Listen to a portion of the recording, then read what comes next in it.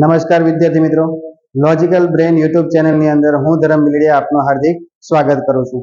વિદ્યાર્થી મિત્રો, આજનો આપણો જે વિડીયો છે એ ખાસ સીસીઈ પીએસઆઈ જે હમણાં આવનારી ભરતી છે, એના સિવાય કોન્સ્ટેબલ, ટેટ, ટાટ આના જેવી ઘણી બધી કોમ્પિટિટિવ એક્ઝામ માટે આજે આપણે ગુજરાતીનો વિડીયો મૂકીએ છીએ, જેમાં સૌથી પહેલો ટોપિક છે આપણો સંજ્ઞા, જે તમને સીસી પીએસઆઈ કોન્સ્ટેબલ દરેકમાં તમને સંપૂર્ણપણે ઉપયોગી છે.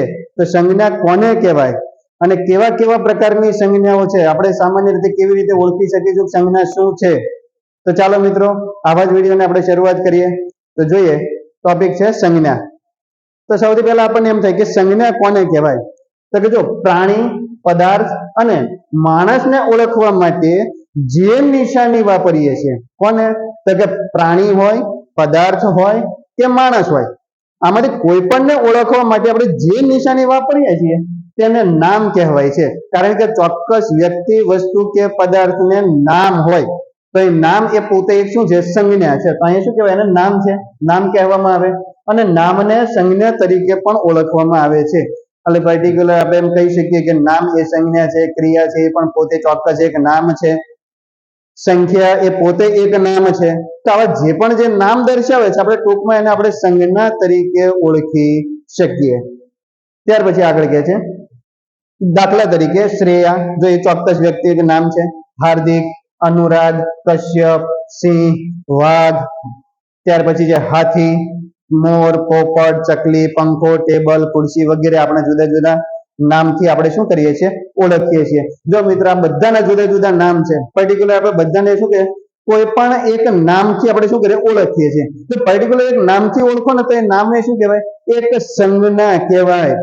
તો આ જ સંજ્ઞા છે, બીજે કઈ સંજ્ઞામાં બીજું કઈ આવતું નથી. ચોક્કસ જે નામ છે એ બધા શું છે? સંજ્ઞા કહેવાય. દાખલા તરીકે જો અહીંયા બીજું આપ્યું છે કે આના સિવાય બીજી કઈ કઈ સંજ્ઞાઓ આવી શકે? તો કે જો જુદી જુદી લાગણીઓ, નામ તો છે જ, જેમ કે પ્રાણી, પદાર્થ અને માણસોના નામ હોય એ તો સંજ્ઞા જ છે, પણ એની સાથે જુદી જુદી લાગણીઓ અને જુદા જુદા ગુણોનો પણ, લાગણીઓ હોય, આપણા ગુણ હોય, આપણે જુદા જુદા નામથી ઓળખીએ છીએ. આપણે એને પણ અલગ અલગ નામ આપીએ છીએ. પ્રેમની લાગણી, હૂંફ, આ વગેરે જેવા. જેમ કે અહીંયા પ્રેમ, ક્રોધ, દાપણ, ધીરજ, ઊંડાણ, શાંતિ, મીઠાશ, સ્નેહ, કોમળ વગેરે શું છે? આ જે આપણી લાગણીઓ છે, તો આપણે એને પણ એક નામ આપીએ છીએ. અને એટલે દરેક નામ એ આપણી શું કહેવાય? સંજ્ઞા કહેવાય. ખ્યાલ આવશે મિત્રો? ચાલો આગળ જોઈએ કે એ જ પ્રમાણે જુદી જુદી જાતની ક્રિયાઓ પણ, એટલે કે આની સિવાય આપણે કોઈ ક્રિયાઓ કરીએ છીએ તો એ આપણે જુદા જુદા નામથી ઓળખીએ છીએ. આપણે ખાવું, પીવું, ઉઠવું, બેસવું, ચાલવું, જેમ કે વાંચવું, લખવું, ભણતર, ગણતરી, સફાઈ, કાર્ય, ચણતર, આ વગેરે શું છે? આપણે કોઈ ક્રિયા કરીએ છીએ. વાંચવાની, લખવાની, રમવાની, આ બધી શું કરીએ? આપણે કોઈ ક્રિયા કરીએ. અને દરેક ક્રિયા કરીએ ચોક્કસ શું છે? નામ છે. અને ચોક્કસ નામ છે એટલે ચોક્કસ સંજ્ઞા પણ છે. કે છે કે આમ કોઈ વ્યક્તિ, વસ્તુ, ગુણ, ભાવ કે ક્રિયાને ઓળખતા પદોને સંજ્ઞા કહેવાય છે. હવે એક વસ્તુ યાદ રાખવાનું કે આપણે શું કહેવાય? કોઈ વ્યક્તિનું નામ હોય તો પણ સંજ્ઞા, વસ્તુ હોય, ગુણ હોય, ભાવ હોય કે કોઈ ક્રિયાઓ કરો છો, આ બધા ચોક્કસ પ્રકારના એક નામ જ છે. તો આ દરેક નામને આપણે સંજ્ઞા તરીકે ઓળખી શકીએ છીએ. તો આપણે દરેક, તો પછી આમ થાય કે આપણે ગુજરાતી ભાષામાં આવા નામ કે સંજ્ઞાના પ્રકારો કેટલા છે અને કયા કયા છે? તો આપણે જોઈએ કે નીચે પ્રમાણે આપ્યા છે. તો કે ઘણા બધા સંજ્ઞાના પ્રકારો પણ છે. તો કે કયો પ્રકાર છે? તો આપણે સૌથી પહેલો પ્રકાર જોઈએ કે વ્યક્તિવાચક સંજ્ઞા.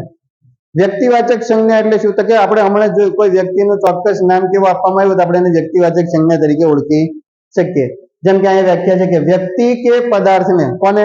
વ્યક્તિ કે પદાર્થને ઓળખવા માટે આપવામાં આવેલું વિશેષ નામ તે વ્યક્તિવાચક સંજ્ઞા.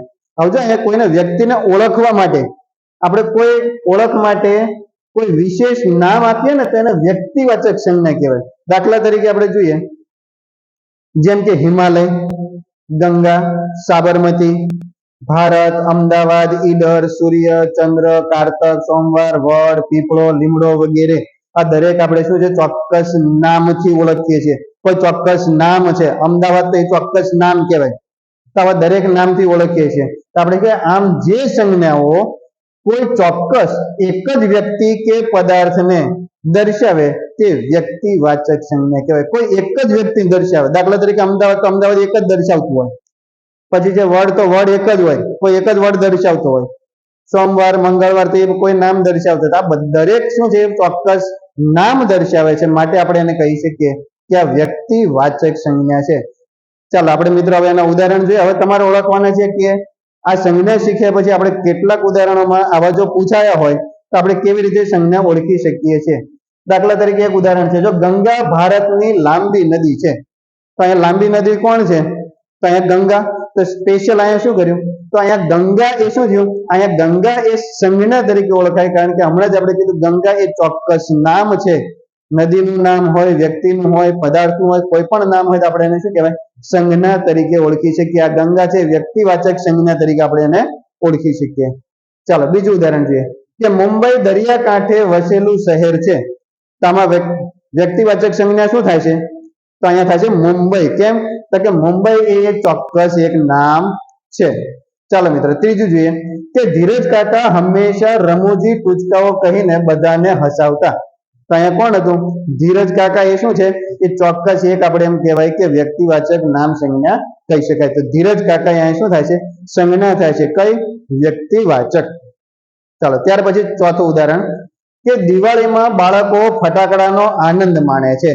તો અહીંયા શું આવશે, બાળકો ફટાકડાનો આનંદ માણે છે, પણ ક્યારે, તો ચોક્કસ એક વસ્તુ છે, ક્રિયાઓ છે, એમાં કંઈક નામ આપ્યું છે. શું છે, તો કે દિવાળીમાં. તો એ દિવાળીનો ચોક્કસ સમય છે, એટલે આપણે એમ કહી શકીએ કે એને વ્યક્તિવાચક સંજ્ઞાઓ છે. ત્યાર પછી છે મુંજાલ, મનોમન અટહાસ્ય કરતો હોય એમ લાગી રહ્યું હતું. તો અહીંયા કોણ મુંજાલ છે, અહીંયા વ્યક્તિ કોણ છે, તો અહીંયા વ્યક્તિ છે શું છે, મુંજાલ. મુંજાલ એ પર્ટિક્યુલર એક વ્યક્તિ છે, તો આપણે એમ કહી શકીએ કે મુંજાલ એ વ્યક્તિવાચક સંજ્ઞા છે. તેમ છતાં અહીંયા આપ્યું છે કે ઉપરના વાક્યોમાં ગંગા, મુંબઈ, ધીરજ કાકા, દિવાળી, મુંજાલ વગેરે પદો વ્યક્તિવાચક સંજ્ઞા દર્શાવે છે. તો અહીંયા ખાસ યાદ રાખજો મિત્રો કે આવા જે દરેક શબ્દો છે અહીંયા શું છે, વ્યક્તિવાચક દર્શાવે છે. ચાલો એના સિવાય બીજા હવે ઉદાહરણ જોઈએ. આની અંદર હવે તમારે પહેલા જવાબ આપવાનું છે, તમારે જાતે વ્યક્તિવાચક સંજ્ઞા જોવાની છે, ત્યાર પછી આપણે ચર્ચા તો કરતા રહીશું. ચાલો અહીંયા એક છે કે ગાંધીજી સત્ય અને અહિંસાના સાધક હતા. તો અહીંયા શું આવશે, કઈ સંજ્ઞા થાય છે, કયા પદને કઈ સંજ્ઞા લાગી છે, ઓળખી શકશો મિત્રો. જો અહીંયા ગાંધીજી, જે તમારો જવાબ છે રાઈટ છે. અહીંયા શું છે, ગાંધીજી એ પોતે એક વ્યક્તિ છે જે પોતે અહિંસા અને સત્યના સાધક હતા. તો અહીંયા ગાંધીજી શું થાય છે, વ્યક્તિવાચક સંજ્ઞા. ચાલો ત્યાર પછી છે કલ્યાણની શહીદોની કારણે યુદ્ધમાં વિજય થયો. તો કોના કારણે વિજય થયો, કલ્યાણ. તો કલ્યાણ એ શું છે, એક વ્યક્તિવાચક નામપદ છે. ત્યાર પછી છે રાઘવન ઓફિસમાં સતત કામ કરતો રહે છે. તો અહીં કઈ સંજ્ઞા થાય છે, વ્યક્તિવાચકમાં કયું પદ આવી શકશે, ઓફિસમાં રાઘવન સતત કામમાં કે રહેતો. તો શું આવશે મિત્રો, રાઘવન. બરાબર. ત્યાર પછી આગળ જોઈએ કે સુષ્મા એટલે પરમ શોભા એવો અર્થ પણ થાય. તો અહીંયા શું સંજ્ઞા આવશે, તો અહીંયા આવશે સુષ્મા. ચાલો ત્યાર પછી છે શ્રાવણ માસ ધાર્મિક ઉત્સવોથી ભરપૂર હોય છે. તો અહીંયા શું આવશે, જો અહીંયા આપણે અગાઉ ચર્ચા કરી કારતક, માગશર વગેરે, તો અહીંયા આપણે લીધો છે શ્રાવણ એક એક્ઝામ્પલ. તો અહીંયા શ્રાવણ એ પોતે શું છે, એક નામ દર્શાવે છે, અને નામ છે હંમેશા વ્યક્તિવાચક ની અંદર આવશે. ત્યાર પછી છે શહેરમાં જઈ ગોવિંદ કારખાનામાં કામ કરવા લાગ્યા. તો અહીંયા કઈ વ્યક્તિવાચક સંજ્ઞા આવશે, ક્યાં જાય છે, તો છે અહીંયા ગોવિંદ જે છે એ કારખાનામાં જઈને કામ કરે છે, એટલે અહીંયા ગોવિંદ છે એ પોતે વ્યક્તિવાચક સંજ્ઞાઓ થશે. અને આપણું છેલ્લું ઉદાહરણ કે સ્વર્ગમાં શાશ્વત વસંત ખીલી ઉઠતી. ક્યાં ખીલી ઉઠતી, તો ચોક્કસ અહીંયા આપ્યું છે કે ભાઈ સ્વર્ગમાં. એ પોતે સ્વર્ગ એ શું છે, ચોક્કસ નામ દર્શાવે છે, સ્વર્ગ, નર્ક વગેરે. તો અહીંયા જે નામ દર્શાવે છે આપણા મતે શું થઈ જાય છે, વ્યક્તિવાચક સંજ્ઞાઓ થઈ જાય છે. ત્યાર પછી આપણે જોઈએ કે વ્યક્તિવાચક ની અંદર શું આવી શકે. તો સૌથી પહેલા જો આપણે જેમ શ્રેયા, હાર્દિક, અનુરાગ કશ્યપ વગેરે આપણે નામ લઈએ તો પણ એ વ્યક્તિવાચક સંજ્ઞાઓ જ કહેવાય. ત્યાર પછીમાં છે કે પર્વતોના નામ કદાચ તમને આપે, દાખલા તરીકે હિમાલય, ગિરનાર, પારનેરા વગેરે નામ પણ આપે છે, તો પણ એ શું થાય છે, વ્યક્તિવાચક સંજ્ઞા જ થાય છે. ત્યાર પછી છે 3 નંબર ઉપર કે નદીઓના નામ આપ્યા હોય, જેમ આપણે હમણાં અગાઉ ઉદાહરણમાં જોયા ગંગા, નર્મદા, તાપી, યમુના વગેરે. જો નદીઓના નામ પણ આપે છે તો એ પણ શું થાય, વ્યક્તિવાચક સંજ્ઞાઓ જ થાય. નંબર 4 જેમ કે શહેરના નામ આપ્યા હોય, સુરત, ભાવનગર, અમદાવાદ, કોઈ પણ શહેરના નામ આપશે તો આપણે એ વ્યક્તિવાચક સંજ્ઞા તરીકે આપણે એને ઓળખી શકીએ છીએ. ત્યાર પછી છે દિવસોના નામ. હમણાં આપણે એક ઉદાહરણ બધા જોયા, જેમ કે સોમવાર, ગુરુવાર, શુક્રવાર, આ ચોક્કસ નામ આપે છે તો એ શું છે? વ્યક્તિવાચક સંજ્ઞા. ત્યાર પછી છે મહિનાઓના નામ આપે, દાખલા તરીકે કારતક, માગશર, મા, ફાગણ વગેરે તમને કોઈ પણ નામ આપી દે તો દરેક નામ મહિનાઓના નામ છે તો એ પણ આપણે વ્યક્તિવાચક સંજ્ઞાઓની અંદર આપણે એને ઓળખી શકીએ છીએ.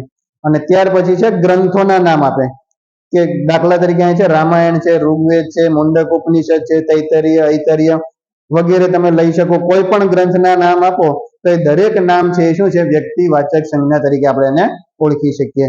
અને 8મું કે તહેવારોના નામ. દાખલા તરીકે કોઈ તહેવાર આવતો હોય, જેમ છે રામનવમી, ધનતેરસ, જન્માષ્ટમી વગેરે તહેવારો આવે છે તો વગેરે તહેવારોને આપણે શું કરીએ છીએ?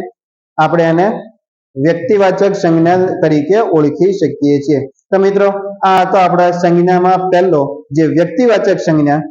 Thank you for watching this video. અને આપણે બીજી સંજ્ઞાઓ સાથે બીજા નવા વિડીયોની અંદર આપણે તમને મળતા રહીશું. અમારા નવા વિડીયો જોવા માટે અને આગળના જે સંજ્ઞા, અલંકાર, છંદ વગેરે જોવા માટે તમે અમારા આ ચેનલને સબસ્ક્રાઇબ કરજો અને નીચે એમાં લિંક આપી છે તો એ લિંક દ્વારા તમે બીજા વિડીયો પણ જોઈ શકશો. Thank you. અસ્તુ.